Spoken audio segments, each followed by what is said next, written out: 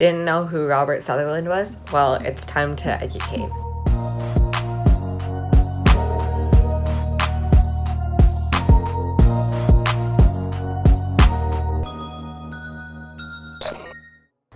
Robert Sutherland was a native of Jamaica who was born to unknown parents in 1830. He was the first graduate of color at a Canadian university and the first black man to study law in British North America. He attended Queen's University in 1849, just 8 years after the university was founded. And in 1852, he graduated with honors in classics and mathematics and went on to practice law in Ontario under the then prevailing system of apprenticeship and examination. He studied at Osgoode Law School and qualified to attend in 1855, and he was known as British North America's first black lawyer.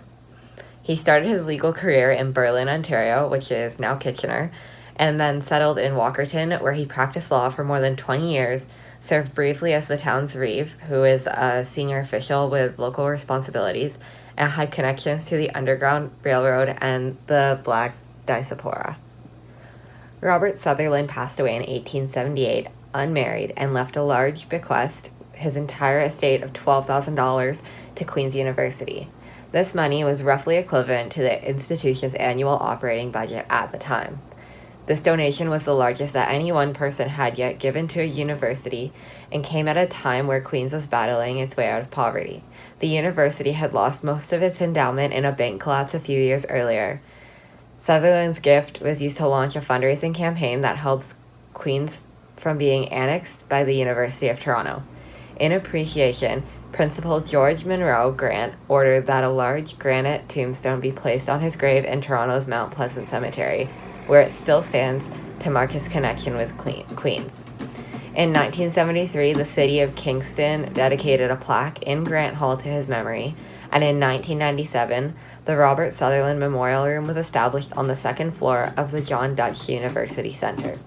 In February 2009, Queen's Board of Trustees unanimously approved a student-initiated motion to name the Policy Studies Building at 138 University Avenue after alumnus Robert Sutherland.